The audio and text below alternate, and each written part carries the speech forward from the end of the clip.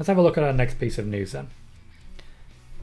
And that is about MVP and Samoa Joe, both now involved in talent scouting. It's come out via a Ryan Satin interview that Samoa Joe has additional duties in addition to the fact that he is going to be an enforcer figure in NXT. For anyone who doesn't know most of the details as regards Samoa Joe's contract, I've already got a video up on YouTube as of a couple of weeks ago. I want to say like a week and a half ago maybe.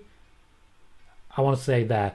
Detailing most of the news that came out of this interview. For example, the fact that Samoa Joe is still not cleared, but will get very regular checkups in order to eventually be cleared and start wrestling in NXT. That was a big one that came out.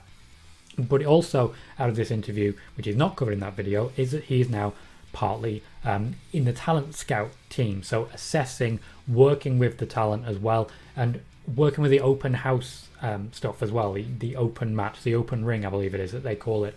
Essentially working with a lot of the developmental talent to say, let's do this instead. Can we try this? Can we attempt this? Thank you, Ed, for that.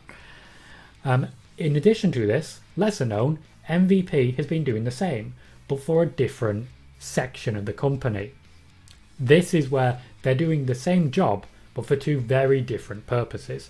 With big name call-ups expected in the upcoming draft, which will take place after WWE Summerslam 2021, it's been all hands on deck, both in choosing call-ups and replacing them. So essentially, MVP is one of the people who've gone down there, along with Bruce Pritchard, along with John Laurinaitis, to essentially say, we need people. We want these.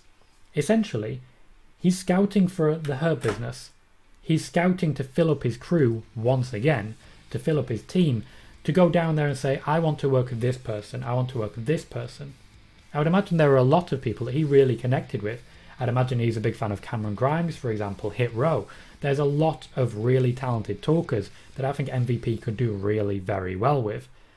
I don't think Hit Row need MVP, but that's just my personal opinion.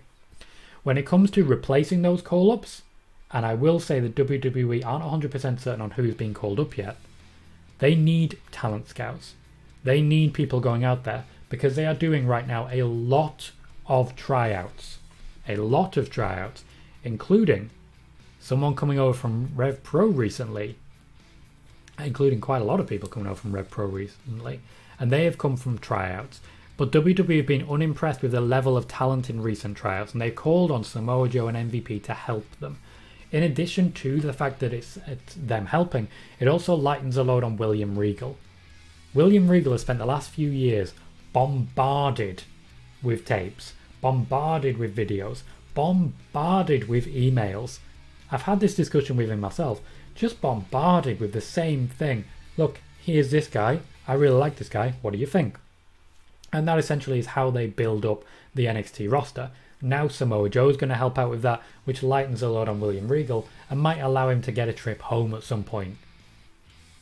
He's a UK boy. We'd like him back at some point. But I also suspect William Regal might be taking more of a lead role in NXT UK at some point soon. That's a suspicion of mine. That is not me reporting news.